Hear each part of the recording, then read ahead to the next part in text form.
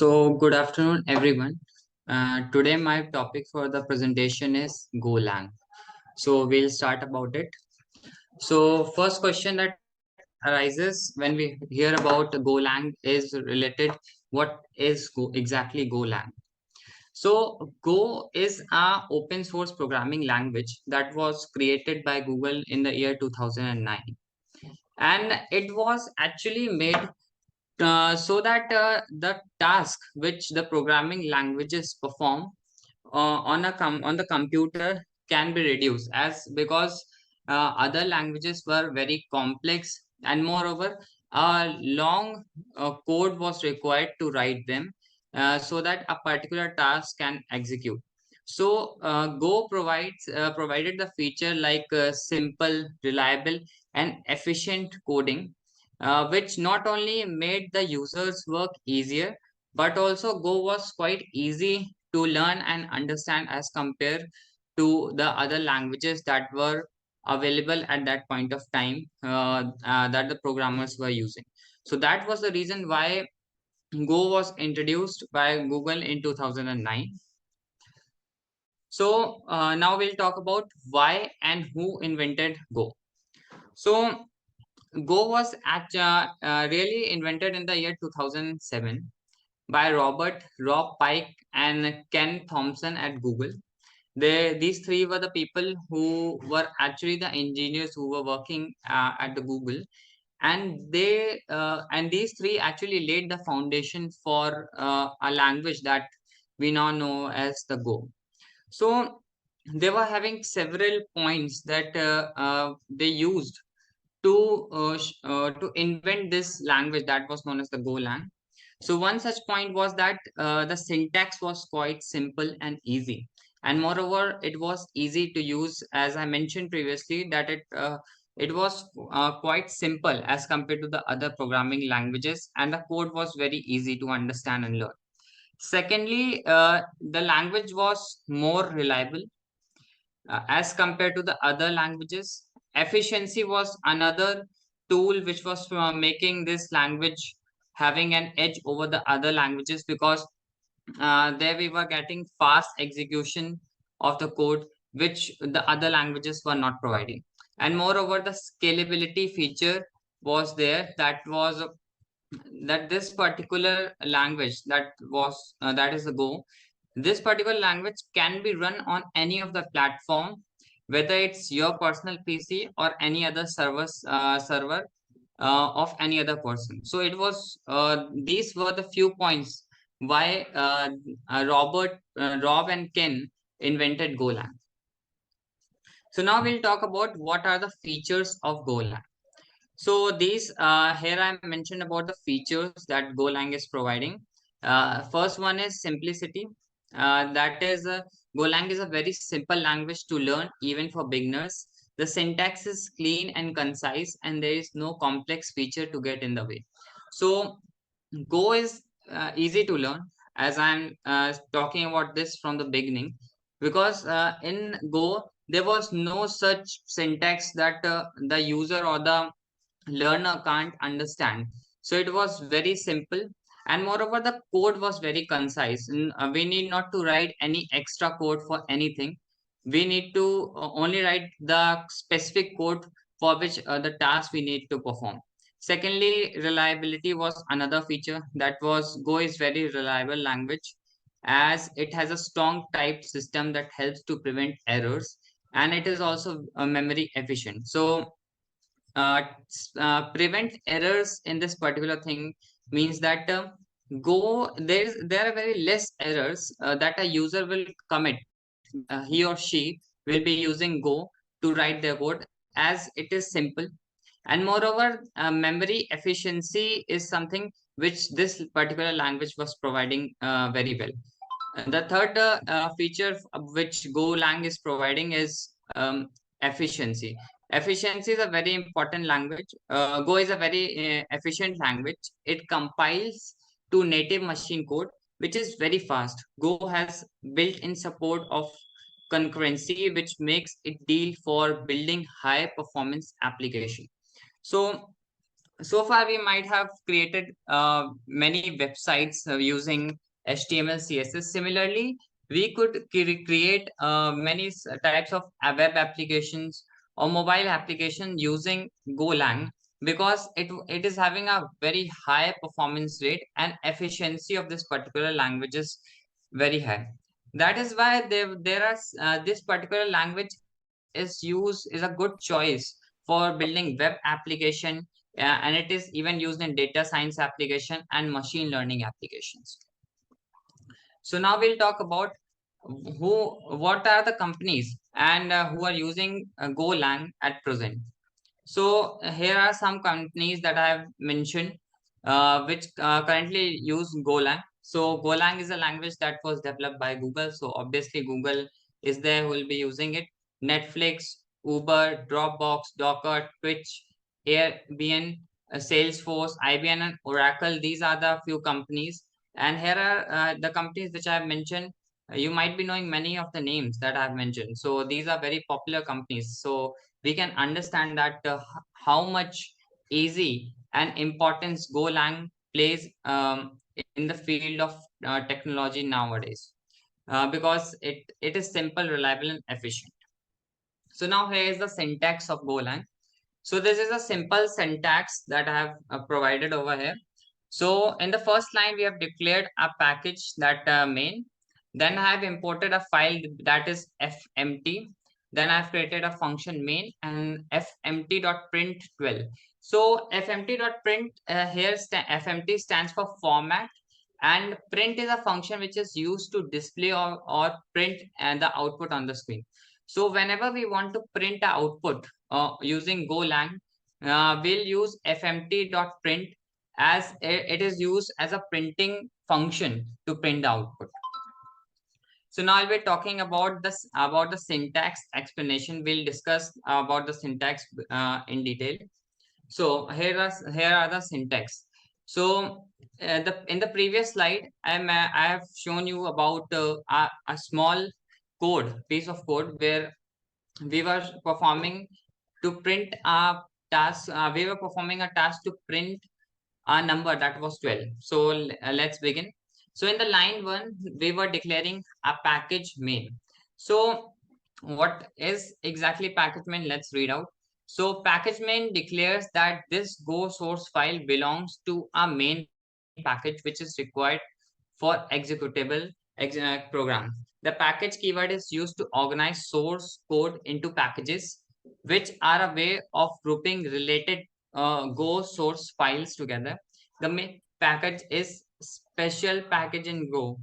Uh, just give me 2 minutes. There's a problem related to the nets. Can I just take 2 minutes? Yes.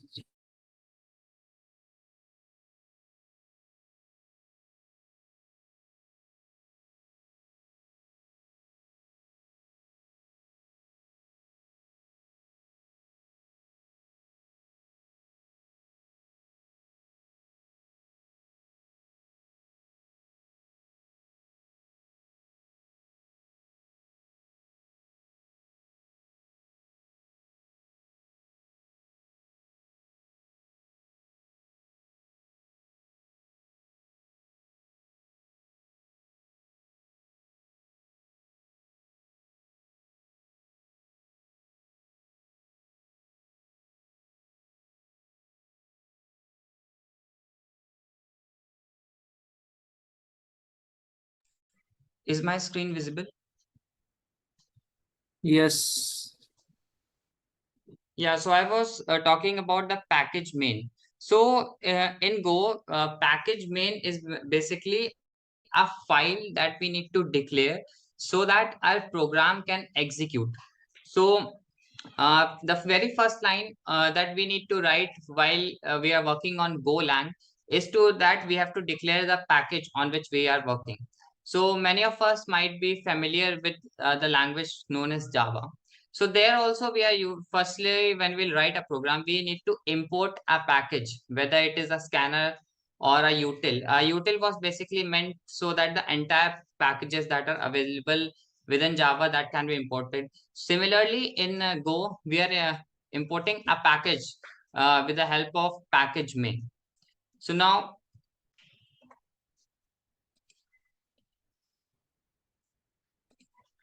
we are moving to the line 2. In the line 2, we encountered a piece of code that was written as import fmt. So import fmt package provides as a function for formatted input and output. The fmt package offers a set of function that allows you to format and print data to a standard output, that is a console, or store formatted data in a string. It provides functions for reading input from the standard input. Don't worry if you don't understand this package main. By using import fmt works, we'll talk about this particular fmt package also in my upcoming sessions, where I'll be showing you the code, how exactly this fmt package runs. So let me discuss what exactly fmt is. So in the previous code, we were printing a number that was 12. So FMT is the name of the package that we are importing in for a Go, and by using FMT, we are trying to print the values, whether we are in taking it the value from the user, or we are printing the value so that the user can see it. So this particular task in Go, we have to first declare the package. There after that, we will take the input and output from the user by using fmt only. So now moving on to the next slide. Now the next slide is a blank line. So many of us might be knowing that in some languages, white space plays a very important role. Some languages consider white space while some ignore them. So similarly, in the line 3, there was a white space that I was providing. So the white space is actually ignored in Go language. We can use it just to make our code more readable and beautiful. Otherwise, there is no such requirement for using white space, and if we are using it, we need not to take care of it. Now in the line 4, we were using a function main. So fncmain, this is a function. Any code inside its curly bracket will be executed. So we know about functions, and any code which is inside the curly bracket means, like in the previous code, we were printing the number 12. So that printing statement related to the number 12 was within the function main. So function main is a simple function that will be executing during the program that we are writing. Now the line 5 and the line 6. So in the fifth line, that was fmt.print, we were printing uh, the code that we have written, that was the number 12 was printing. And at last, the line 6, we were closing the brackets, that was the curly bracket that shows the end of our program. So let's try to trace our code. So in this particular code, we'll try to display the sum of 12 and 7 using the given code. So firstly, we'll declare a package, that is the main. Then we are importing fmt, and then we are creating a function main. And within that function main, by using fmt.print, we are trying to print the sum of 12 and 7. And by printing that, we'll getting the answer, that is 19, which is the correct answer, which we can understand very easily.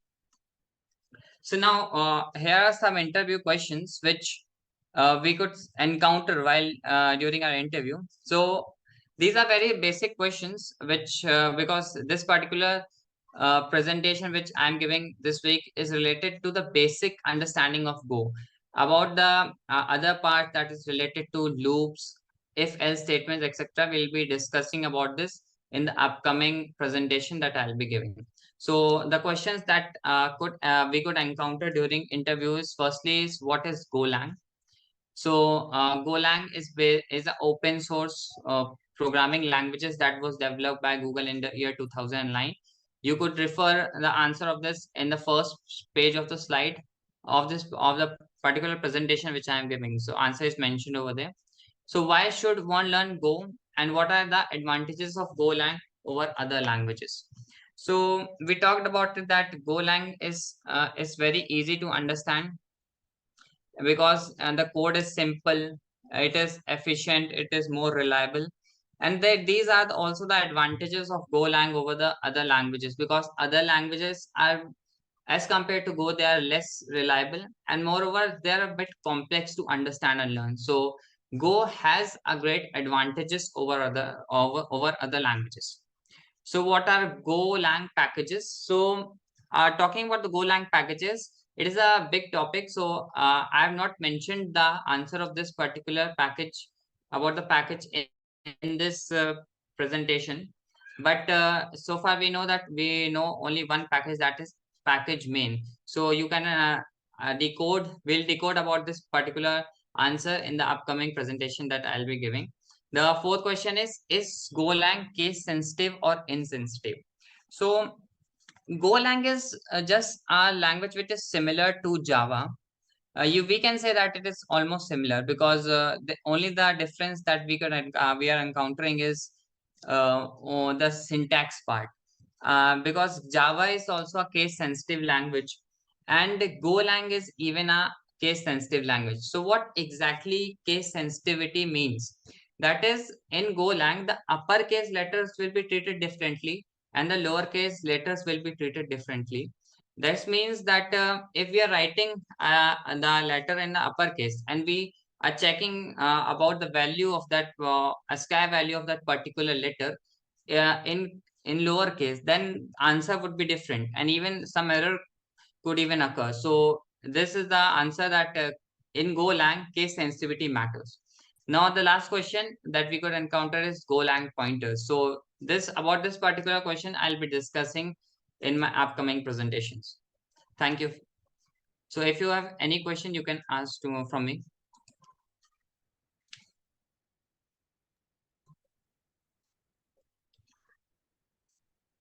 Swiss, is Golang use echo command to print?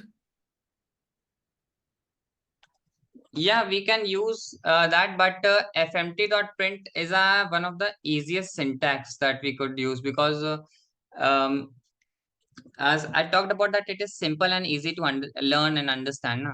So for beginners, fmt.print would be a better one.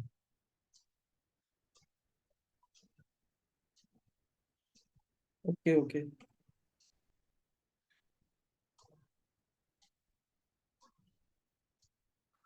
Is there any question? Uh, is there any need of return statement in the Go language, or Go runs the code without return statement? No, there we can even use return statement. Go actually provides one of the very important feature. Like in other languages, we can return only one value at a time. But in Golang, we can return more than one value at a time, which is not provided by any of the languages that we are using so far. Whether it's Java, it's C or C++, Python, or whatever the language may be. Go we can return more than one value at a time. So this particular feature is very useful for the user in who is using Golang. So definitely we could use a return statement. I think that's why it is used in blockchains, Hyperledger Fabric. Yeah, definitely. And even it is used in web applications, for creating web application, machine learning. For It is a multiple very popular operations at language a time. because even Google is using it. Yes, yes. For multiple operations at a time, we can perform. Yeah. Okay. Any questions, Vedant? No, it's all good. Okay, I think I should start my presentation now. Okay.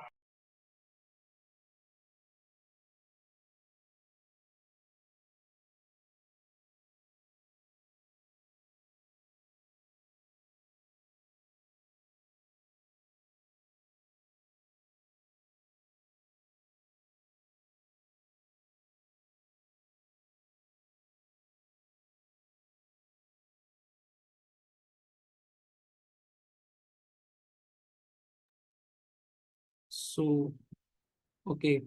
So this presentation is fifth part of Git. And firstly, I will go through the implementation part. In the previous presentation, I said that we can't make a tree using a normal Git using your laptop. But I find a way by that you will use that command, but in the GUI, like graphical user interface, with the help of GitHub. Basically, previously and this time we work on Git, but when we wanted to use these commands, then we take help from GitHub. That is a web hosting platform. That is a remote repository. So okay, so just I will go my folder, new folder 7, where my files are stored. Okay, what too many arguments. Okay, oh sorry, this is not the folder name. Okay, actually I perform some tasks so that its master key value has changed and head points to the second commit. I think I should start from basics. So firstly I will go new mkdir. Mkdir is basically creates a folder where we can perform and make a tree. So this time we use source 1,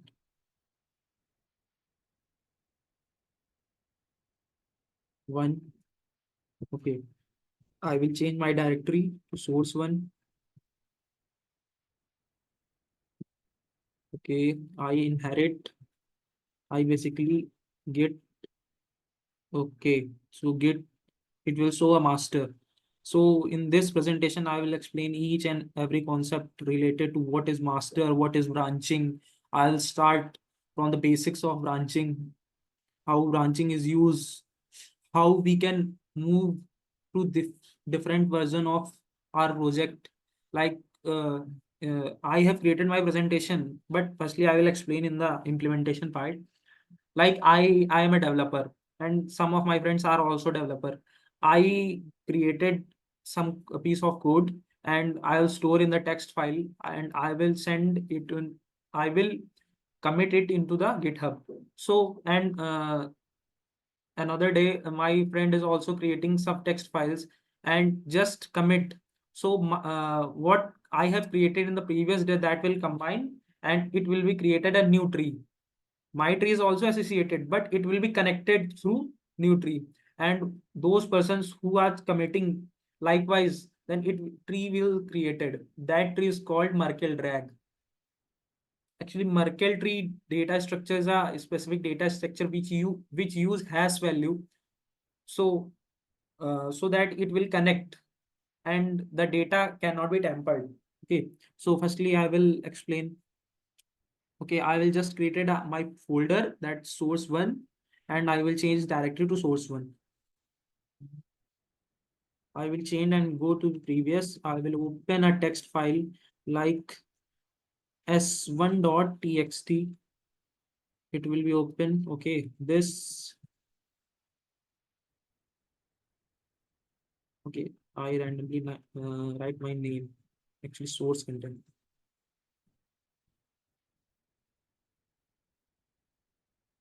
Okay, Control X file.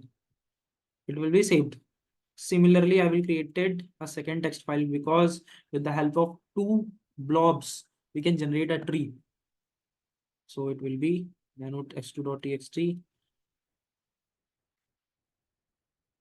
Good evening. Good evening. Rolex and it will be saved. Okay. So two text files are stored in a directory, but I have to go in the repository. Repository is the .git part. So just I will change my directory cd. What the directory is cd source 1. Okay, we go in the directory part and we have to make git hash object. This is the one of what this is a one of low level command. It has object. I have to write my text file name. Okay, just give me a minute. One.txt.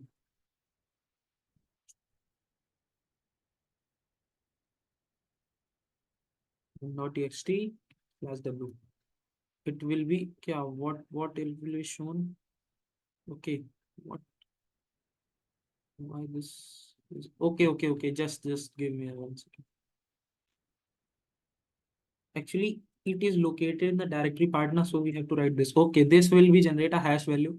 Actually, this hash value is the hash value of blob object. That's the text file. I will generate second s2.txt. s2.txt and we'll have to go enter. Okay, it will generate a second hash value. So these two is stored as a blob object in the Git database, and I have to make a tree. So firstly, I will create.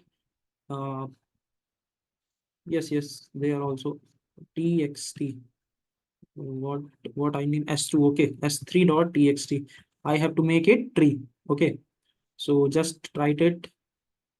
One, I previously you remember that I have write these code 100 644. It is the permission, so that I will create a tree that is a readable format. Okay, there was a problem. I will resolve it.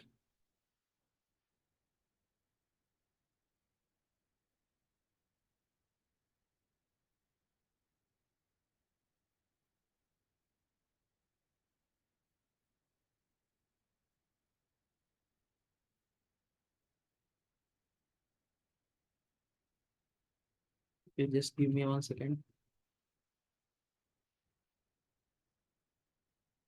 I wanted to this hash so that I can make a tree.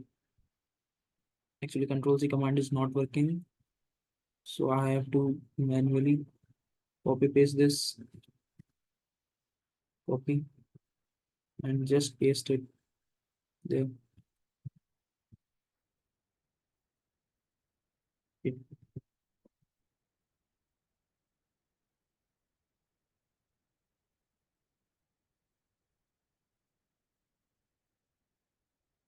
so it will be pasted, and this is the hash value, and there I have to write.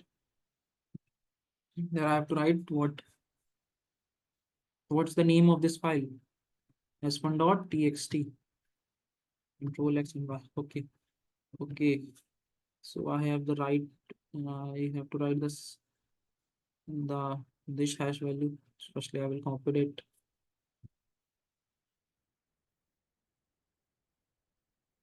I will copying this, and I will go previous text file and just 100 644.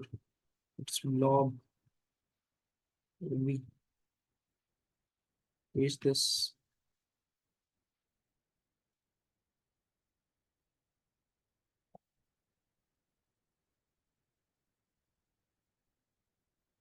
Okay, just give me a second. That's the s2.txt. Control X and Y. So it will be stored in this format.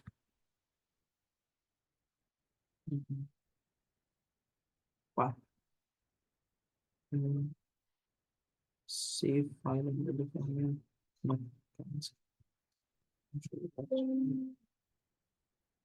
File name to write s3.txt. Okay.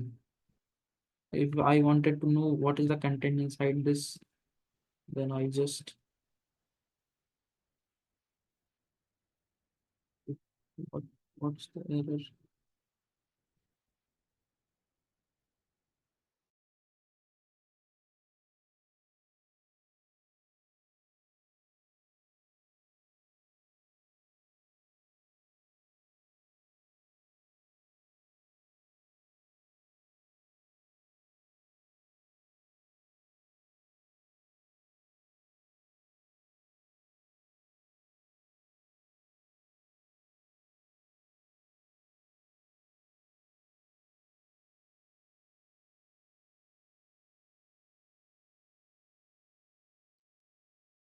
Okay, there's a glitch. Give me 1 second to resolve it. Okay, this is okay. So we have to go in the previous. That's the source. Source one dot. Actually, source one. We have get okay. So we wanted what is the file inside it? It's ls-l. Okay, one s3.txt. We wanted to know what's the content inside s3.txt. Get s3.txt. There will be two blobs, and the format is the, and this time I wanted to make it tree. Cat s3.txt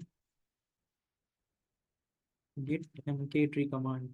This time I will get a error message. Okay, input format error. This time I will use a GitHub. You can start, you can download the GitHub desktop and start. Firstly, I will open my GitHub desktop.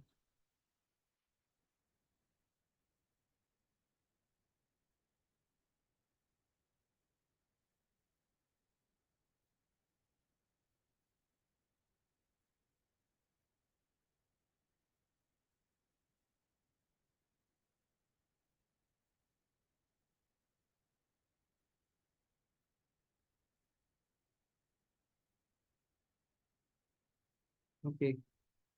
So here you see my current repository. I have to add, go add existing repository. I have to choose my path where I'll store my .git folder like source one.txt. Okay, just give me 1 second.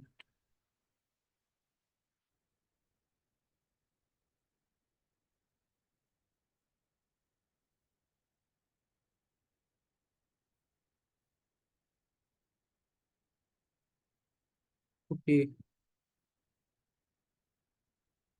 where is source one.txt? Actually, this is. I will select this folder here, add repository. It will add the repository and s3.txt. It will be there. Okay. So this time I will use the command. Firstly, I will screen share this.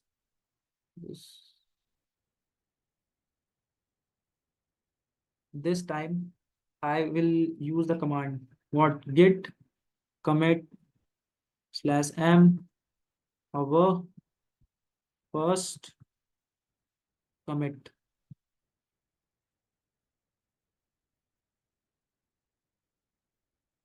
It will be say that untracked file. Firstly, I will move this file in the staging area. So I will use git add dot command. It will be stored in the staging area, and from the staging area I will use git commit command. It will be committed. Okay, just give me 1 second. Git it our first commit. So it will, you will see that our first commit, one file change, 3 insertions.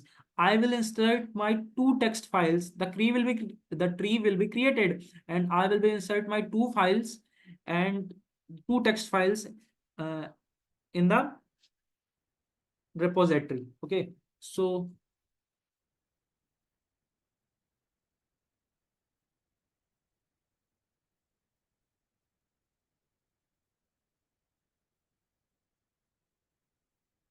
here we can go.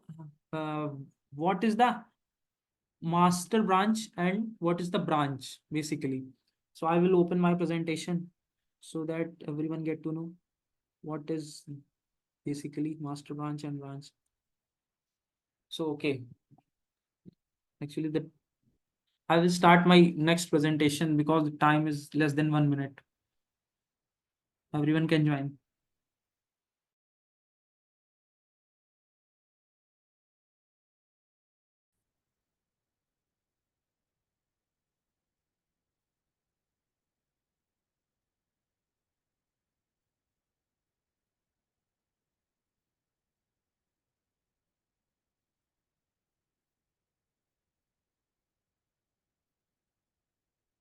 So I think my screen is visible. Okay. Vedant, my screen is visible or not? Yes, it is visible. You can start.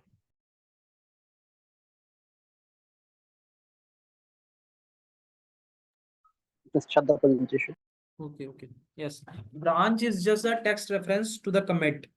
Actually, when we write the command git init, so it will generate a git.git repository. For the concept, what is master, that will be written in a blue brackets. Actually, master is a branch.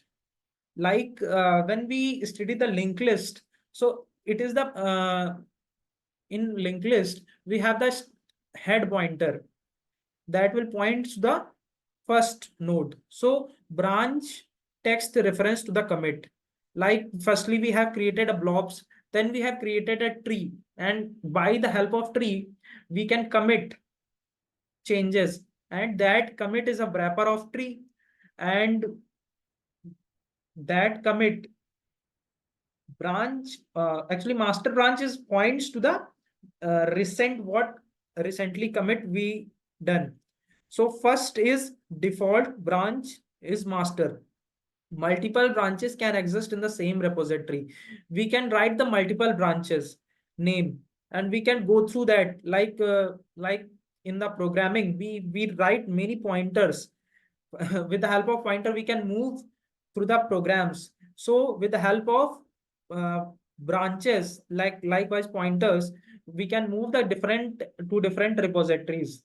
Like in a development of a app or a website, there are many developers engage, and someone wants to know what is done by the backend developer. So backend developer has a specific ID, so that by that ID, the developer get to know what the backend developer has done, and that ID is basically a GitHub ID, like DEV1512. This ID will show a branch, like this branch I have worked and I have committed the changes. So okay, default branch is master branch. Multiple branches can exist in the same repository. Like whenever I take this example, like when we want the electricity in all the rooms, we have to join the wires. Okay, that wires is basically work as a master, as a branch. Master is the special branch. Actually, we take that master is our meter, electric meter. By the help of that, we can get to enter what is the recent recent commit, like what is the current electricity, what is the electricity coming. Okay, so master branch is a main branch where all the developments are done. With these main branch, all salt branches are connected. Like I have to name a new dash branch, so that branch is smaller than the master branch, because master branch is the branch that we have recently committed, and it is the main branch of all developers. So third point is pointers for all branches are located in .git refs head folder. Okay, I have this time I think there's a explanation part, so I just open my uh, git portion. Give me a second. Okay. Okay, so I just write what command I have to write, like dot gets now. Okay, so cd dot get refs dash heads. It will show nothing, and this time I have to use cat master. It will show hash value. Actually, this is the hash value of recent commit. Firstly, I will use git log command so that I will get to know what's the commit. So you can clearly see what cat master. Cat master is the what is the quantification of master branch. So that master branch is 276839D7. So you can see our recent commit hash value 276839. It will same. So by the help of this, you will get to know where our master branches resides. Actually, you can see head pointers to master branch and masters branch pointers to commit. So head and masters are like a temp and start variable in the linked list. Both are at the starting, both are same. But when we have to move, when we traverse it, then the temp pointer will move, but the start pointer resides at the place where it is. But this time, head will always move besides and with the master branch. Okay, so you can clearly see that cat master branch is the same. This time I have to move again my presentation. I will have to screen share this. Okay. So pointers for all branches are located in dot gits refs and heads folder. Like if you have any branch, then the pointer will be stored in this folder. Current branch tracks your new commits. Like I previously mentioned that what I currently committed, that is stored in a master branch points that current branch tracks new commits. When we wanted to new commit, then it will be create a new tree. So that tree is in a path of new branch. Branch pointer moves automatically every new commit. That will be as a same as a program counter. Okay. Change branch get checkout folder. And with the help of this git checkout branch, we will move to a different version. Like I have to write git checkout dev1512. Then we have to go in the this branch of the GitHub. Like I have to write git new dash branch. So I have to go in the new dash branch into the GitHub. The by default value of the branch is master branch, and head is always associated with branch, master branch. We have sub commands. By the help of this, we can change head and master. I will explain further, but there is a concept: change branch git checkout branch. This, with the help of this checkout command, we will move into from the repository to the working directory. Like this is the basics I will tell previously, but this time I'll say to you, and I will also have some images. By the help of these images, you can get to know what I am trying to explain. But this time you see that git checkout branch. This is the simple command for moving the different versions of our project. So second slide, that is create new branch. Okay, create new branch. Yes, space ignored in branch name. This is the concept. Like we don't use the spaces between the branch name. Like by default, variables are space free. That we can't use the space previously in the starting at the variable name. So that this is the rule. So we if we wanted to create a branch, if we write new branch, will be created as new dash branch, because by default branches can't take a what? Branches can't take a space value. Okay, I will go the next slide. So here you will see commit, our very first commit. It will consist a tree blob. Okay, so I will move to the this position, and if I wanted to commit it again, okay, firstly I will created a text file like tree and store a 3 text files. I wanted to insert a new text file in that, like I am a blockchain developer or any other developer, so I have to insert more files. Like Vedant done the front end part, I have to done my blockchain or backend part. So I just insert my file in the commit portion, like tree 31 b1 e9. So in this tree, there was there is 3 blobs present, and this tree has a second commit. So I previously mentioned that it will create a new tree. Actually, whatever in the first tree, it will also but there is a some element which also in the second commit. So parent commit, it will be pointers to parent commit. Okay. I have a question. Which commit current actually which commit default master branch points now to? I have a question. You have to answer it. Which commit current default master branch points now to?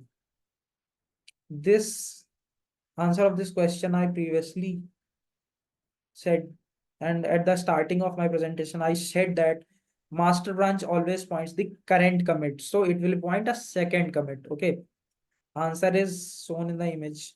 You can clearly see master branch is pointing to the second commit. Some laptops may give a problem to generating tree object.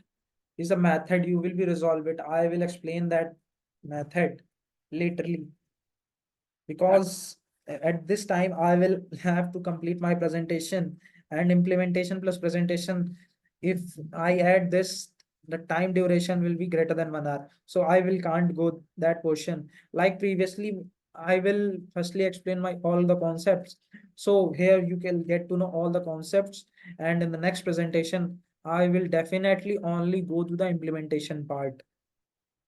I have to go by the animal. Okay, so there is a command git dot get refs heads. I previously explained that all the pointer sites in this. So inside this, nothing, because no pointer, only head and master branch are associated. I wanted to know what is the folder inside it. So ls-l, at least this is the master. Master branch is the associated, na? Master is the default. I wanted to know what is the hash value of this. Why, where the master branch is pointed. I will previously explain that master branch is pointed to the current commit. So it will be this. Like I have to store a second commit. Actually, I think I have excited to done the commit. I will try to explain it. Give me a second. Okay, here you will see only one commit, and the master branch is pointing to the first commit. Okay, I'll just generate my second commit. So that I have to generate the some two text files, and I this time I wanted that some tricky, so I generated 3 text files and associated with that, and just commit and associate all these commits to the parent git like previous picture shown. Okay, just give me a 1 second. What?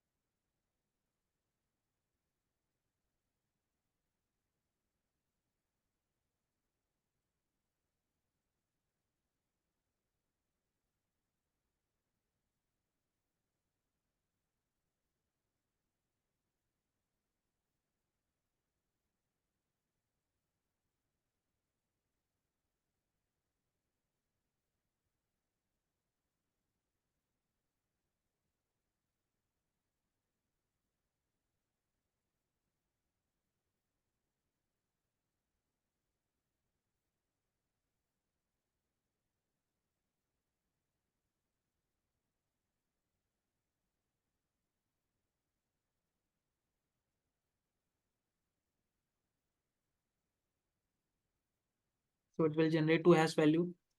I have to generate a next text file. I wanted to show you what is inside that. So firstly, I have to copy this h1.txt.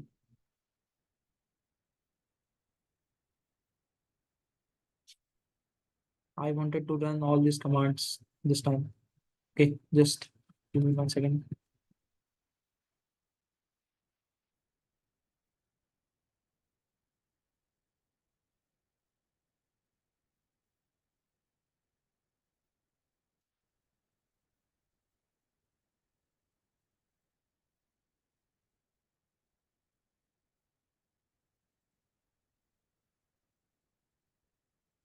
This time I will have to go. Just give me 1 second.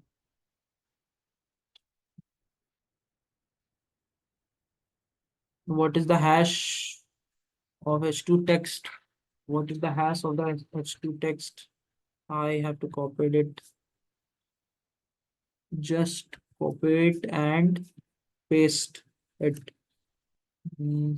This so that a commit is work.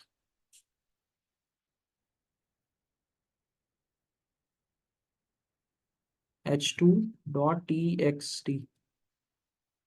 Control X, Y, enter. Okay, it will generate h3.txt.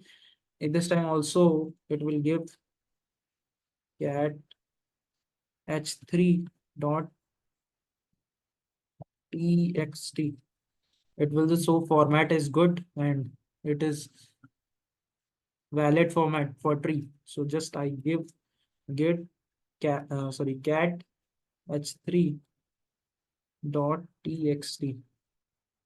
I wanted yaar ki it will be stored in the another folder. So actually one text file is also nano h4 so that I will make a difference.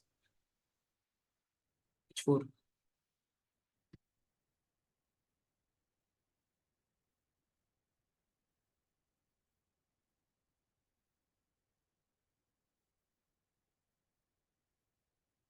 Okay, I have to store this git hash object h4txt. It will generate a hash value and I have to add this because I wanted to show you how 3 files and 2 files and how a developer adds a files. Okay, basically I have to copy it. It's actually it is the h4, so just I have to write what nano h3.txt 1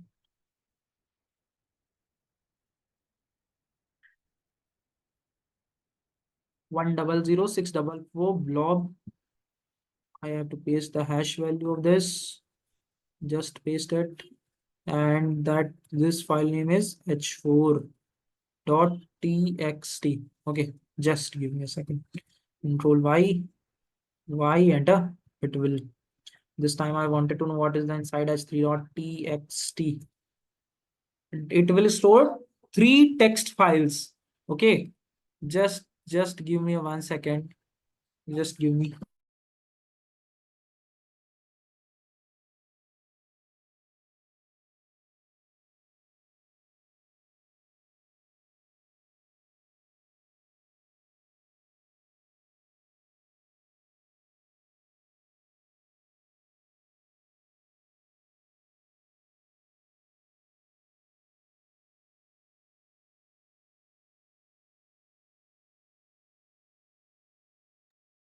Today I will move bit slowly because I think some commands are bit difficult, so that I will explain with patiently. Okay, I wanted that h3. Okay, just give me a second. Git get mk3. I think it will not be run. Input format error. Okay, so it will normally show it input format error. It is the hardware problem of this, but I have to commit it. Nah, firstly I have to stage it. Git add what is the name? That's the s3.txt txt. Okay, this operation must be run in a work tree. Okay, just I have opened my GitHub desktop this time. Okay, our first commit. It's undo s3.txt.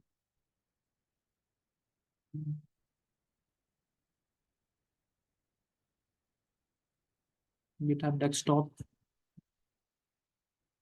Share this.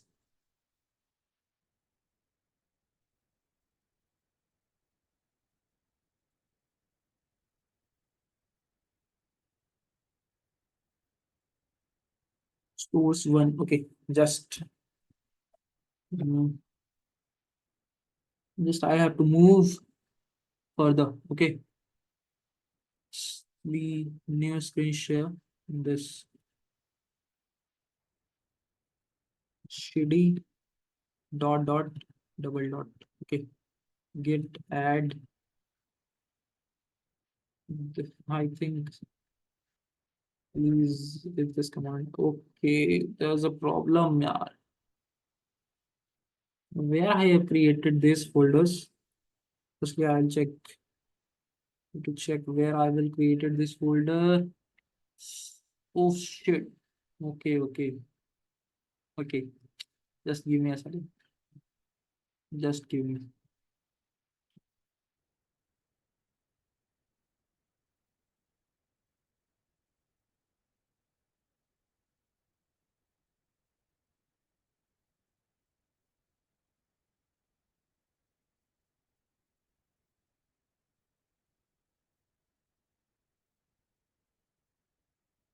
Inside the heads. Okay.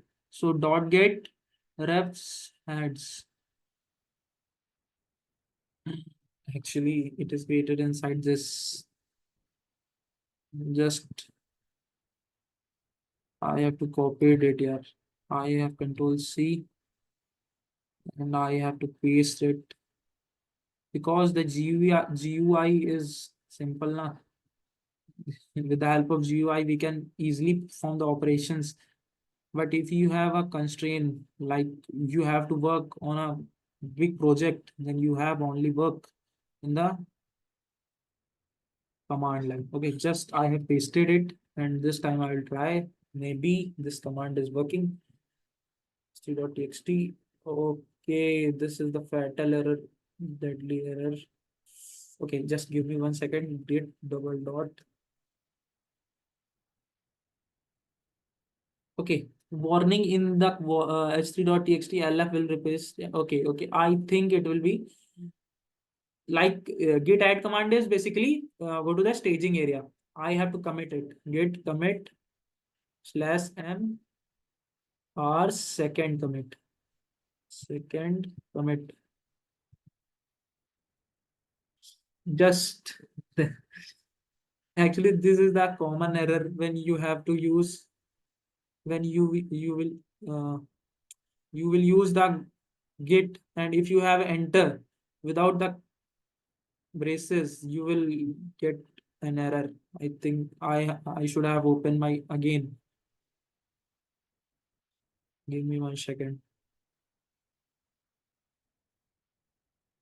Git bash. Okay.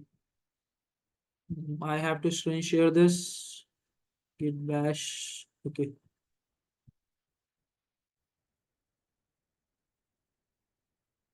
Okay. Firstly, I will have to move what source one dot ext. Actually, source one. It is not. It is a folder name. So source one and git commit /m our second commit. It will take the files from the staging area, because whatever the file present in the staging area, it will go to the commit section. It will normally show what one file changed 5 insertions. You will see that where these are done. I will see simply, but you have to give me some time.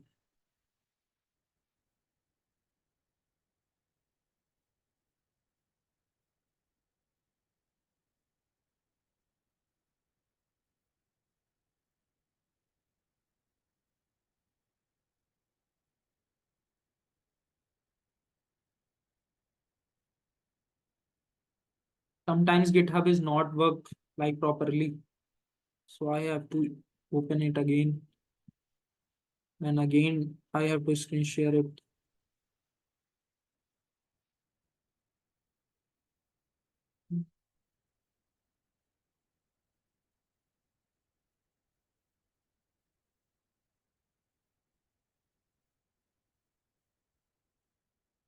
Actually, it is, yeah, but it will not show. Okay, just give me a second.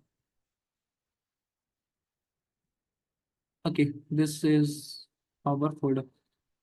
I wanted to know what is the history. What is the commit history?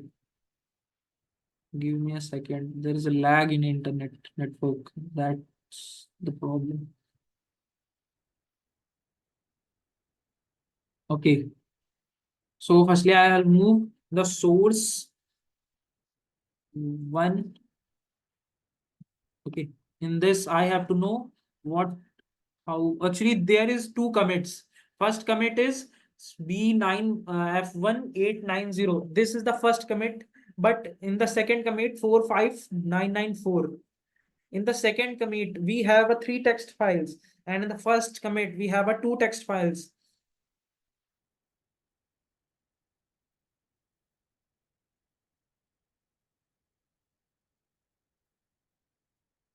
Okay, this time I have to move further in the GitHub desktop section.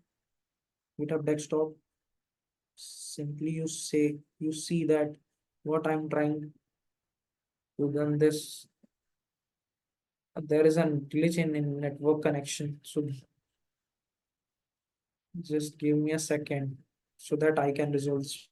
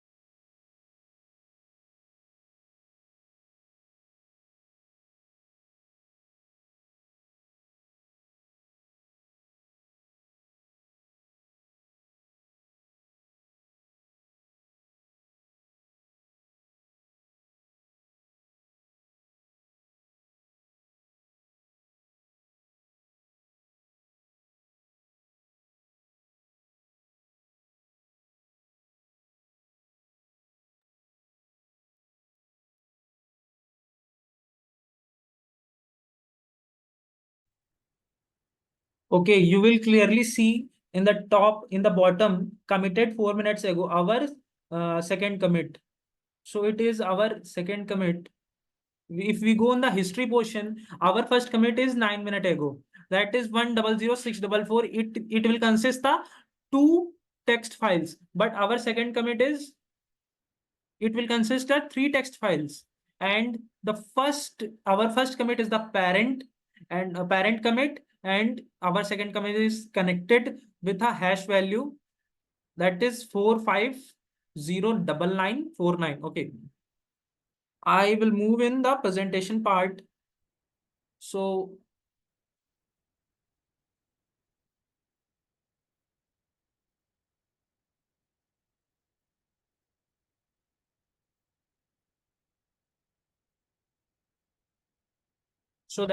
so git cat master is a branch, current finds the current branch, and branches master wrapper around the commit, and commit works as a wrapper around the tree. So master branch is the wrapper around the commits, and commit will work as a wrapper around tree. I will previously explain. Like commit 400, this head pointers to commit master branch, and the author which is committed, their email ID and username is mentioned, the time, date, duration, all these things are mentioned in this presentation. So it will have two commits in this project. Your working directory may contain only single version of your project at a moment. Like a master branch points the single version of your project in a row. What is head in the previous slide? It is a current snapshot of your project. Like head and master branch are associated, so that master branch is points to the current commit and head is also point to the current commit. And in the next slide, head points to the master. It will explain through image. Like head is point to the masters and master branch is points to the commit tree, and this commit tree have its parent commit entry. Like I have to move, I have working on this branch like master branch, and I have to move in the previous version of my folder. Then I have used git checkout command, and git, with the help of git checkout, we can move in the previous version. Actually, these all things I will mention in my later presentation, like in the form of implementation. This is the this PDF is only helpful those who are present in the implementation part will get to help what is this PDF says, because this time you can only understand what, but at that time you will go to the implementation points about head. What is head here? Head is a basically a reference to the currently checked out branch or commit. Like it is basically a pointer to the first commit, first master commit. Head is a locally significant, like I have to work in a big project. Many developers are working on the same project, and head is points only on my commit. Like it is locally, it will not work in a GitHub, but it will work in a Git. I have to move my different versions which I have committed, then I have to use Git in my laptop. But the other person which have created some other files, then for their computer, their laptop, head will be different. And head is a basically local pointer. And we can say that master key is a use in GitHub. Pointer is located in .git.head file. Actually, it will get to reference from head's master branch. Master and Git are also always associated. If I wanted to change the reference, I previously mentioned that git checkout command will change to the multiple versions, like git specific git checkout sha, change the reference to git specific commit. A specific commit like a specific version. Commit is nothing but a version of your project. Like I have to mention, I have made the all front end part, then there is a commit what I have done. But the backend developer is also said that I have some commits and there is some modification in the file, so my commit associated with their commit as a new commit. So when I have to move, I have only that I am a leader. I have a tester, so I have to test where the codes decays and where the code generate an error. So I have to use git specific branch command, like git checkout branch. It will show cd head. If I go to the head, actually head is not a folder, head is a text file. So I have to use cat head. It will just generate a reference head master. I will previously mention that it will take the heads, it will take the reference from the master branch. Where the master branch is pointed, there the head is pointed. So git log command is basically history of the commits, what I have made in my projects. Actually, there you will see head points to master branch, and my first commit, my second commit, I will explain through implementation part. It is little bit slow, but it will helpful. This time I have to move slowly, because if I have moved fastly, then there's a big trouble. You have in big trouble. Okay, cat head. It will reference cat reference head master. It will master branch will point to the recent commit. So 6B095. Actually, you will see the last commit what I have done, 6B09560 in 13/20/34 2024 Saturday, April 27th, like today. So this is the recent branch, my second commit. And master branch, you can see it will reference to the current commit.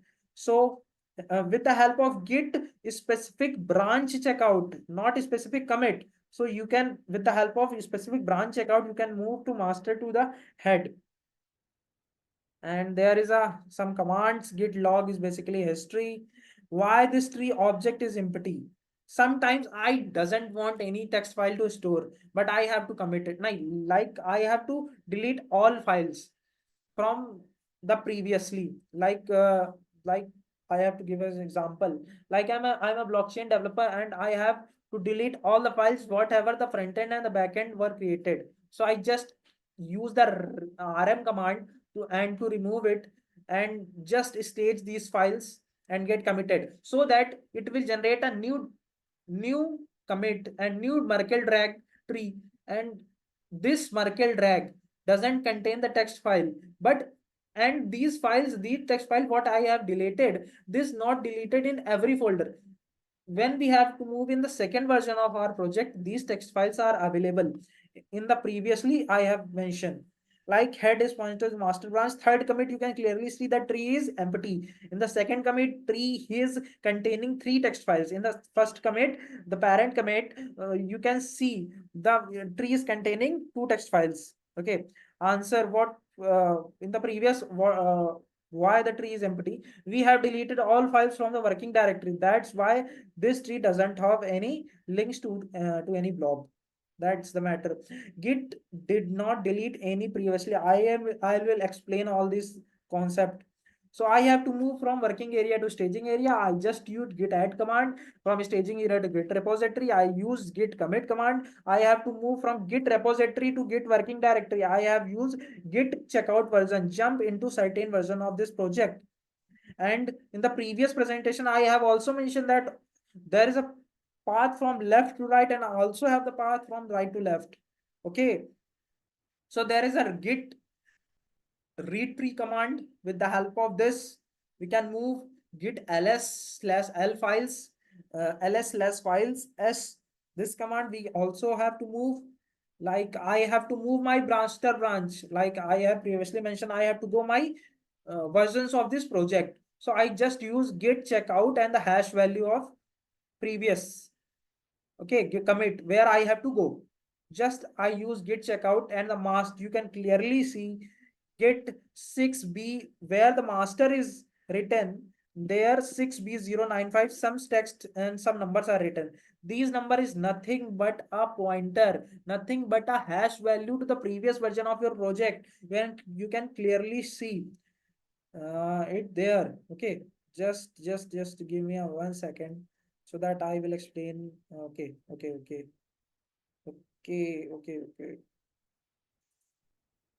6 million. Okay. Actually, I think that this is erased, but I will explain in the further.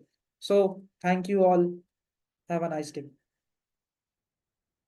If you have any questions, then feel free to ask. Vedant, if you have any question. Yes, I have a question. Am I audible? Yes, you can ask. Uh, I was asking you that the concept of Git is a part of an OS operating systems, or it is a pure backend language. So what is the aim to use a Git? Okay. Okay. Can you repeat it again? I can't understand what you are trying to ask. Am I audible to you? Yes. So I was asking that this Git is a concept of an operating system, how the Windows are working, or how the OS is starting, or accessing the system to you can initiating a system to uh, powering on and off, and there are many command to and how to use a command prompt. So it is a concept of a backend interface for a developer. Okay, I will explain.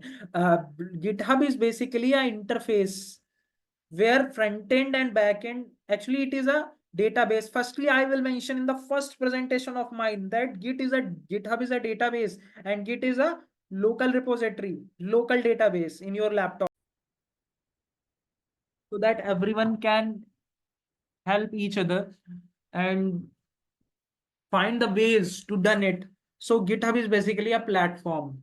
Like I am using a WhatsApp, I have connected to many of my friends. So with the help of WhatsApp, I can connect through individually. Like branch concept, whatever I'll explain today, that is similar. I have to move in a single branch, but whatever in the top of my WhatsApp, that is my master branch. This is a simple analogy. I think you will understand what I'm trying to say. Operating system is a different part, and backend is also different part. It will work as a interface. Like if you Cloud computing.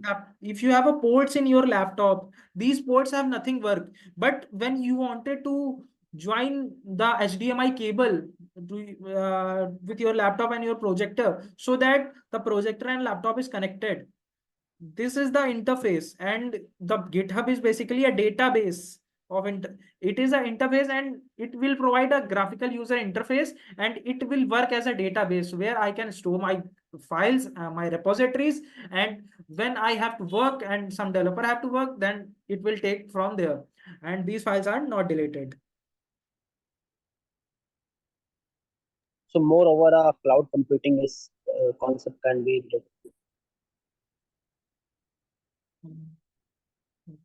Yes, if you have any other question, okay. It's all over. you can ask, because this time the concept is go in the deeper part of GitHub, and it will bit complex. You understand now what I will use the git checkout command and all these commands. Yeah, yeah, yeah. Okay, you have to run and ask in the next presentation. I think you should start your presentation now.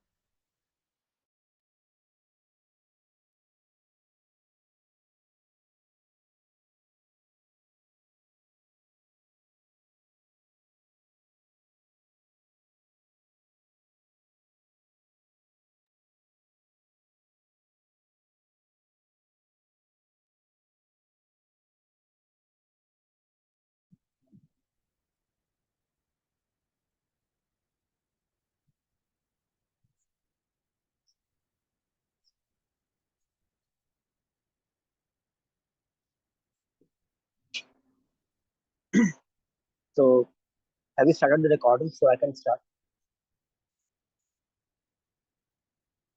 It will start. You can start. Okay. So in the last couple of presentations, in the last couple of sessions, I have talked much about these elements, the concept of elements and DOM elements and all those things. So basically, you have been understood that what is my aim to cover in the world, what are the topics I'm covering right now. The in the last presentation, if you in the last session, if you have been if you have if you have seen all those things, then you and last couple of sessions I was telling you about DOM, and DOM I told you about an ID method. Then the second part I told you about the paragraph, the sorry the tag name method. So the ID method and the tag name method, these two parts were I concluded about. Now this is a part three, as you all can see over here. Now the part three talks about the the part three talks about the something different, or something different here. So actually, these are the methods, or you can say properties of DOM. So that we are discussing right now, and the objective that see actually the perception should be clear that why we are studying all those things, because when you use a JavaScript coding, or you are using us, actually it has been can be provided in the simple body language on in the HTML code itself, but when we are using when we are using any when a developer is building any kind of a website, or when a developer is building any kind of a, you can say, complex website, we should know all these basic things as well, to how to call an element or how to fetch an element. So on moreover my presentation, so what today I'm going to cover about, I will be explaining you the practical code as well. Then I will be moving toward that what is today's presentation is all about. Okay, then at last I will be the session of you can say cross questioning was that is always there. So let's start about the presentation right now. So the session talks about, yes, that is a class name. You might have been wondering that in the last session I concluded about the ID name and the tag name. So ID name and tag name, and now the third comes about class name. So although we will be discussing about the class name as well, with no doubt.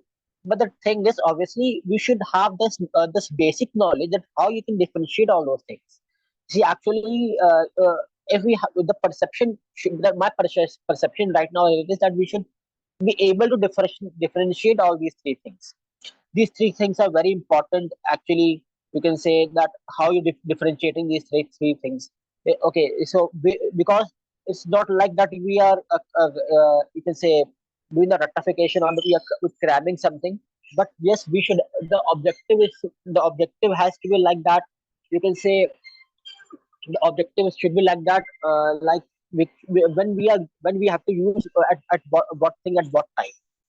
So actually, most of the developers do like this, that they know what at what type at what situation, and we have what we and what tag we, or what element we can use.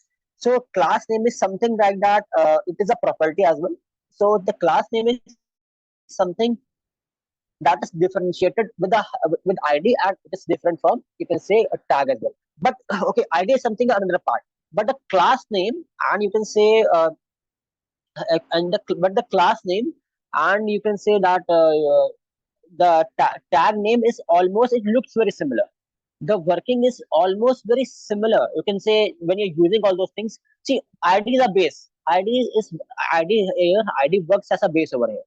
So you cannot fetch anything like that. You can, okay, so you cannot think anything like that. That id that you cannot differentiate id from here. So basically, my aim is to that you should clear about a tag and a class. What is the difference between a tag and class?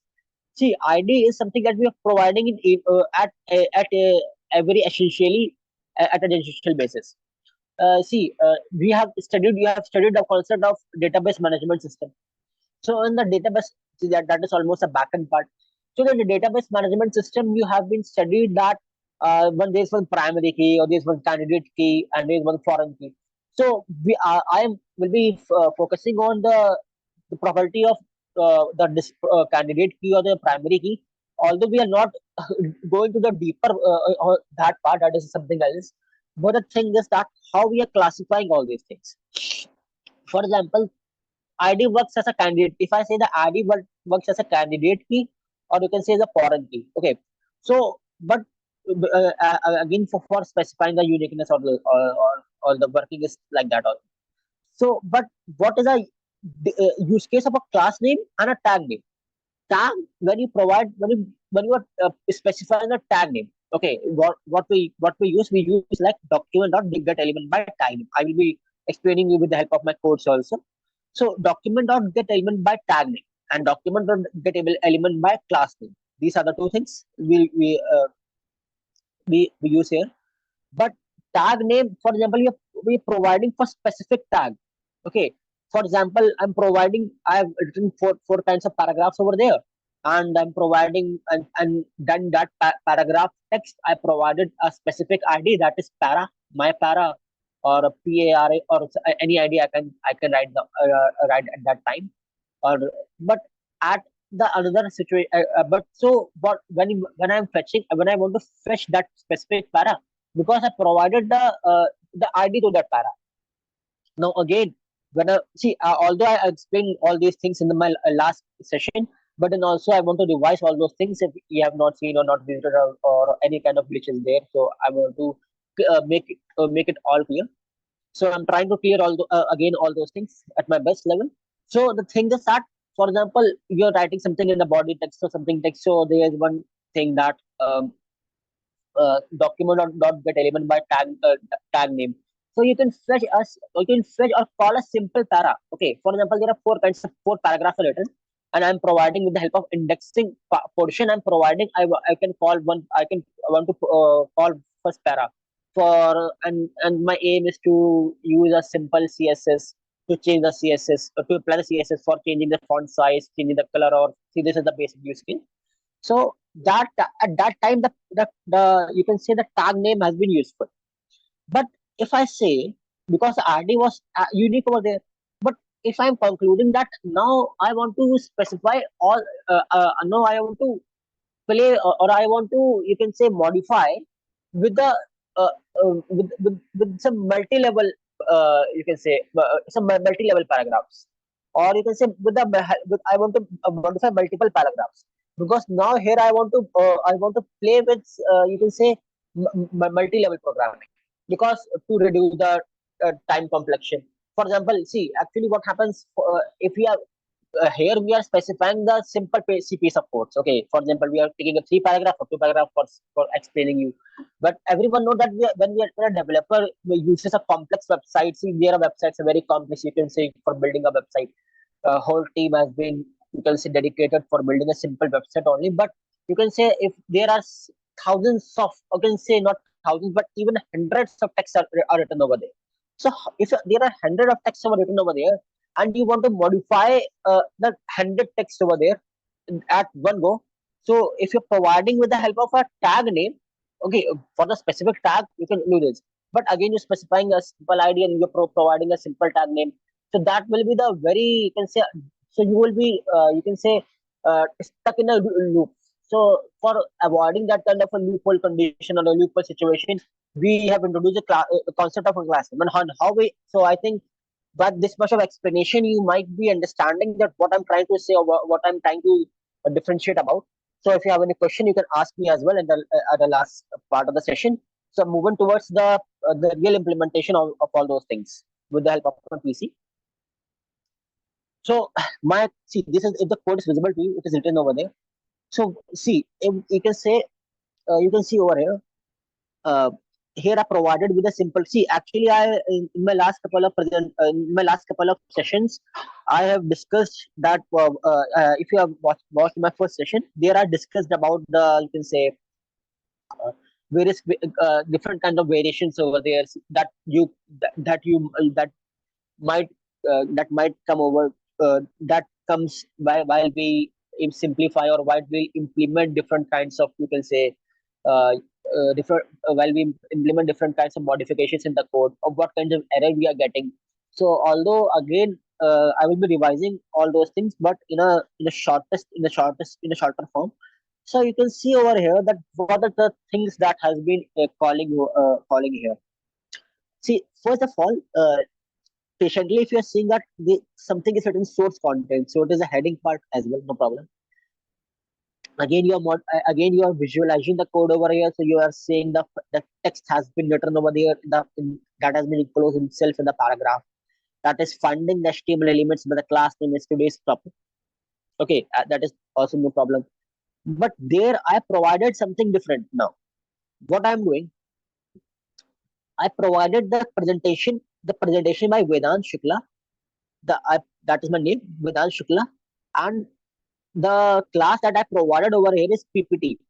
Okay, PPT is the class name, and also in the second couple of text, okay, or the second line or second para, you can see over here, I provided the class as DOM, and I wrote the, you can say, text as I'm you can say recalling you right now, or I'm dictating you if it is not so clear. That this example demonstrate the get element by class name. See this, it is that has been closed in the bold tags to make it bold method, and try to implement by your own. Okay, this is the dummy text. Okay, this is a simple text written over here, and I provided a different class over here, that is DOM. Now you can say uh, this is the demo, this is the ID, you can say, I provided here. So for fetching, see, I told in the first in my first session that we have to provide a simple ID in the paragraph, because when we are writing any kind of you can say code over here, HTML code, or you can say, and we are linking toward the JavaScript. What happens if you're not providing a simple dummy ID to the paragraph? It cannot. It's HTML is so JavaScript is very poor to fetch all those things and calling in calling, and then writing into your browser. So it is important, or it is a necessary thing. Or you can do one thing, you can provide you can enclose it with the help of a div tag, but I have done like this. So the JavaScript itself, I took one variable that is index as well. Then I wrote it as document dot get elements by class name, and the class that I provided was intro over there, and you can see that intro was the the that is the class name, and intro was, I think, not present over here. Then document.get element by ID was as usual. I provided the ID over here, and you can say inner HTML.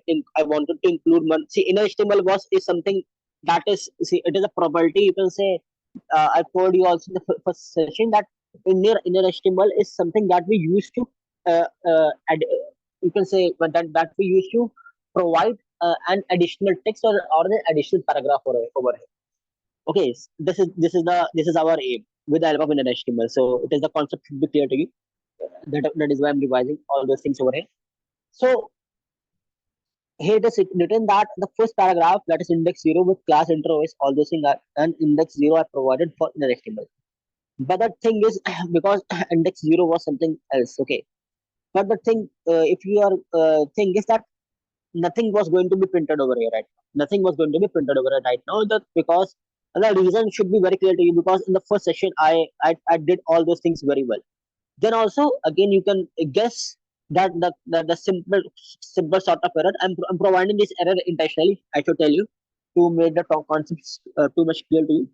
That I provided, so everyone can understand over here, that I provided with the wrong class name, that is intro, and intro was not a class over here. So nothing was printed. The simple paragraph with the third paragraph that was printed over here.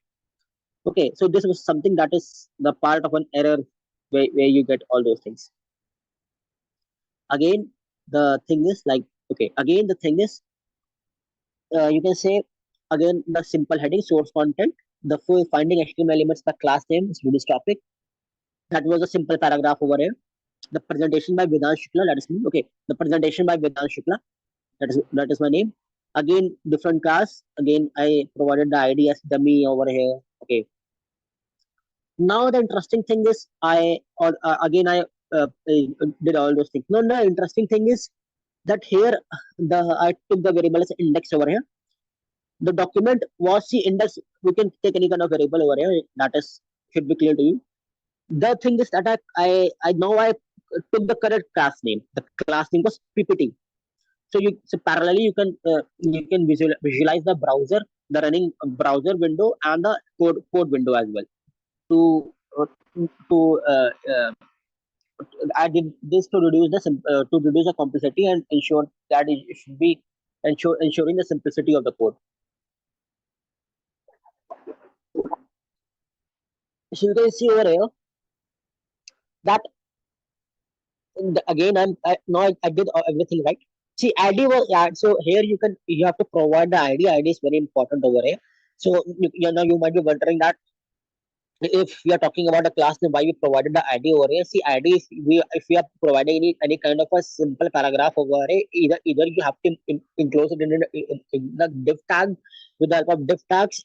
See, everyone knows about a div tag, what a div tag is, or you have to do it like this, providing a simple ID to us, because it is representing or it is calling the whole paragraph over here, all the three paragraphs over here. Okay, so this is the most important thing that you have to understand it. Now the thing is, so again, the dummy was something that was the idea over here. Again, I want to add an additional line over here. So additional line was that the first paragraph that is indexed with index 0 with the class. See, this is just a paragraph. It's not a part of a code. So the first paragraph index. So this is simple text over it. That's first paragraph index 0 with class, that is PPT. Is then the colon is over there. I what I did, I provided the index enclosed in index 0 and dot inner HTML again for adding the simple piece of code, a simple piece of line over there. So now you can see in the browser window that everything was printed as usually, but the thing that was additionally printed over there is the presentation by Vedant Shukla. The presentation by Vedant Shukla was printed because the index we have provided the index as 0. Okay, we had provided the index as 0. And what is that 0 number of index over here is? That is presentation by Vedant Shukla. See, in the last session, I told you that you have to calculate. See, this is a little bit a concept that is related to the concept of arrays over here. So this is the little bit concept that is related to array over here. So the array part is very important in the JavaScript, although this is not a very complex part of array, but the simple that is something that in array, indexing here is starting from zero as well. So if you're providing a zero number of index, so it is fetching the presentation with Vedant Shukla. Or if you have been provided with the index one, the although the it will be fetching the example demonstrate, that is something different topic over there. But the presentation by Vedant Shukla, that was indexed as zero over here. So it has been printed with the additional, you can say, additional point of text over here. The presentation by Vedant Shukla, it has been printed because index was zero and it has been indexed as zero. Okay, so see, there's one thing more that is I want to explain you. I will be explaining you at the last at the last part of this session. See, now you can see in the browser window, there is one very lengthy text over has been printed over here. See, everything was written as usual. So from the heading part, the HTML, the paragraph text, the first paragraph text, the second paragraph text, the third paragraph text. Okay, everything was printed as well. Okay, so the presentation by Vedant Shukla, the simple paragraph over here is then ID that was uh, again I provided the ID to the paragraphs. Then I went close in the JavaScript code. So the now again I provided the index variable as an index. See, index over here is a simple variable name, so don't get baffled all those things. See, we have to provide an index. Last session that I was telling you that we have to provide an index. For example, we are assuming the index and we are storing this document or that element by class name in the index as well. To ensure that we have to now, if in the last part of the code, if you are fetching if something, we will be fetching with the help of that variable only. So that variable can anything, it can be your name, it can be any class, it can be my name with Anshula or anything like that. Okay, so document dot get elements by class name, and under in the quotes in a colon it is a DOM. See, DOM over is, you can see that another, the second of class name DOM, and the simple text over here, the first paragraph in the zero where the class is equal to down, everything was printed. See, the example demonstrate. See, I provided the index zero and provided the index zero, and the example demonstrate by get element by tag name for this. But see, I provided the index zero over there, but you can see over here that the first paragraph was printing over here. So in the itself in the browser. So you might be wondering that what is a certain case over here. Actually, the case over here is that, see, many of you have been wondering that what is the thing over here is that I was telling you about the index zero has the index. You have to always start from the index zero if you want to bring the first paragraph. But the first paragraph was the presentation by Vedant Shukla, but it wasn't printed over here. There is something else printed over here. That is the second paragraph, the text. Okay, because you can say I exchanged the ID. I you can say you can say I modified the ID over. I'm sorry, I modified not the ID. I'm correcting myself again. It's not ID. It's a class. I modified with the class. I'm playing with the class. I changed the class. Okay, the class, and I named the class as DOM. See, whatever class you are providing over here is it will be printing with the help of that class name. So why see so now what is the use case of all those things? I will be telling you later session, last part of the session. So right now understand what I'm trying to explain you. So for because the class name was DOM, so for this particular for this particular you can say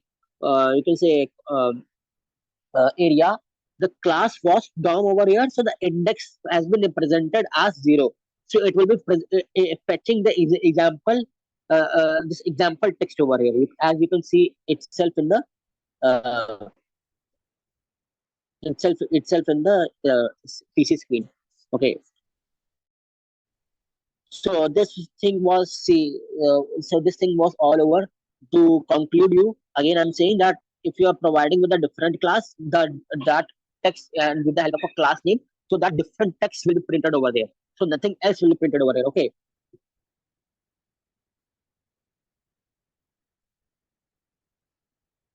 Now thing comes this last, you can say, this is the last, you can say, my output screen. So here you can say my class name. See, again, this thing was doing as usual.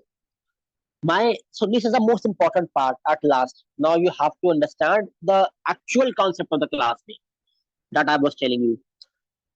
See, everything was printed sequentially. So it's gone from the heading part till my name part, Vedant Shukla, and till the second third part, DOM 3 and the example demonstrate. Everything was printed as usual with no kind of you can say error, or you can say any mess up. Nothing was messed up. Again, I provided the simple variable as indexed over here. Then I'm providing with a class name over there, that is a DOM 3. Again, I'm providing the ID, that is a dummy text. Okay. Then I'm providing with the additional statement that was inner HTML. The first paragraph index 0 with the class is equal to DOM is that was the first simple text over there. Then I'm providing the index as 1. Now you can see it is printing the actual index, that is first index. And that index was simple example, not my name without Shukla, but yes, it is example demonstrate that get element by class name. So how it is getting see at but in previous windows you can see it was that it was printing something else. So now although everyone knows about the concept of index, so now you can easily wonder about that what I'm trying to explain you, that now I see now I you can say corrected the corrected the normal class name, and I corrected the normal class over there. That is the reason for which sorry, that is the reason for which it has been printed with the simple as a simple index, that is index 1 over here. That is mathematically index 1 is example text. See why it is happening. Now the thing is, the question arises that what is happening. It has been happening with the because I provided the simple. I modified, or I can say I corrected here also this JavaScript code also, and here also I provided us a normal, or I can say common class name, that is DOM 3. DOM 3 is a class name, you can see here. Right? DOM 3 is a class name. So DOM 3 is the class name that I modified in my code. So DOM 3, if DOM 3 it is a class name, so it is working according to the DOM 3. So that was the whole part. If you have understood, see, for example, if you are using, see, I just took like, see, it gets more clear, or it gets clearer, or you can say easier to understand with the help of inner HTML part, or you can say inner HTML itself is a property for DOM. So I'm also doing that as well. But the use case of all these elements, not a single element or class or tag, but all the elements, ID, class, and other elements, that when you are using any for loop over here, or when we are using any kind of a providing any logic over there. So for actually depending upon upon your comfort, or you depending upon your, you can say, situation, so a requirement. So there you are providing with the help of different for loops. So it is calculating the for loop, or at line by line, and it is providing the output here, it is providing the simple part over there. So everything is implementing with the help of a simple part. See, so why all these things are happening over here? So so that is the reason. So if you're using the simple class name over here, so you can modify it easily over there. Okay, so this is just an example of a inner HTML. You can take any example, so you can use you can on your own. You can do all these things on your own. You can provide a simple for loop. You can run the simple for loop, and then you can see that if you're providing with the help of a class name, what are the modifications. It is either it is changing the font size or font color, or color of all the fonts of all the text written over there, multiple text, or it is modifying with the help of a single text. So you can do all with the help of all those things. Okay. See, the important thing over here is one more thing that is important, that when you're writing this, say, what many people do, that they're not understanding. It's very simple, and a very you can say a very, you can say a small part over there, that people right? Everyone knows a document dot get element by class name. People or tag name we usually do that. See, now here I want to explain you two kinds of concept over here that I was Vedant, discussing about. Yes, you have to yes. wind your presentation within 5 minutes because the time is exceeded. Okay, okay, okay, okay. So I was telling you about that. So I was telling you about that the two kinds of concept over here. That the concept two kinds of concepts over here are over here is that, for example, you're providing elements. You're using the word elements over here. So elements is specifying many kinds of elements. Okay, elements over here is many different kinds of elements. Okay, so so here I the aim is, and when you write with the help of tag, the tag is like then the tag is like document of like that element by tag name. So here I am providing elements and there is element.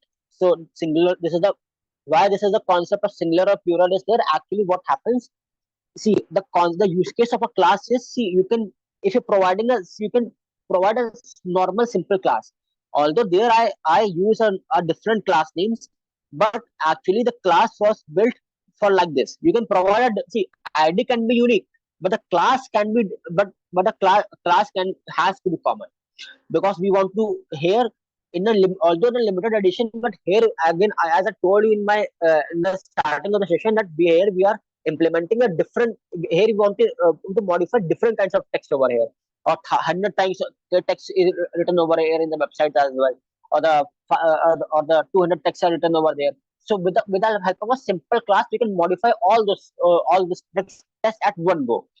And for example, if you're, although the tag can be common, but if you're providing a different id to do that specific tag, see, if you're not providing the id, code won't work. As this is one more thing additionally, but yes, if you're providing that unique id, the tag will work accordingly to that id only. So this is the most important thing. So if you have any doubt at this point, this is the very most important point, or this is the actual use case of a class name. So you can ask me again, because I have to wrap up all those things. So now the last concluding. So now I want to wrap up my presentation, wrap up my today's session with the help of all these four kinds of things. These four kinds of questions. So this is the part of Q and A's, question and answers. If you have any doubt, you can ask me or cross question me as well. Let me, but before that, let me, if you do not have, so let me explain you all the concept of these four things. See, when you move towards an interview, or if you are moving towards a developer side, if you are choosing that at this line, that developers and that developer side, there are four kinds of things. See, the four kinds of things are, see, these four questions are so much important. Although I've discussed all in my my starting sessions also, actually these four questions are very interconnected to each other. Although two questions I've taken like that, so the ratio of two you can say, that are interconnected to each other. For example, if I'm talking about the properties of DOM, actually there are many properties of DOM. You can say there are at least, you can say, 80, there are 84 rows, 84 properties that DOM consists. That, for example, if you're studying about different kinds of elements in chemistry, so in the chemical lab, so there are 100, it have been identified, and more can be, you can say, added, listed over there. So here also, there are 84 and more can be, you can be created, something like that.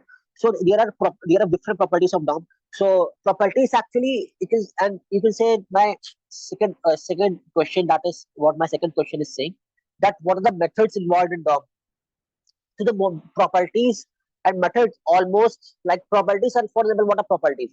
This see, there are active properties, and I will be explaining you in my next couple of sessions, each and every, because if I'm telling you that one go to this, there will be no use if they're not understanding like that. So for example, I'm taking an example. For example, there is a property name access, or the property name blur. So blur, what are so what are the, so there's a property name blur, or there's a focuses. the use case of a focus property is that focusing focus returns the focusing of the element or focusing of the whole, you can say, page in a web page.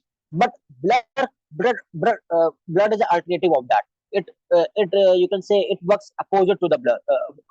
It works opposite to the focuses. So this is a property. This is this example, and there are many properties like that. Access tool and all those things. Since we are running shortage of time, so I cannot explain you like that. So one more thing append was there, and many things are like there. So methods, see methods. Although I'm telling you about the different kinds of methods. So actually there are 5 to 6 kinds of 6 kinds of methods, and I think explained you in my first session. I mentioned those methods in my you can say PDF also. PDF also you can see over here, and that will be you can find it in the below you can say in the description box. Also the method I should conclude about those methods. The was the one kind of method I concluded you about today. So in the today's session I told you what one method, that is you can say by class name, one method is by id name, or even one is by you can say by tag name, and more in the future also we will be discussing about those methods. The third and fourth question is very interrelated to each other. That is the relationship between the node child and the sibling, by example, and the HTML DOM node tree, and how relationship exists between node child and siblings in the node tree. See, this is very important. Actually, when you again I was saying that when you are moving towards the developer side, you can say when you're moving towards the developer side, you interviewer asks you to provide this hierarchy with the help of example in a pen and paper.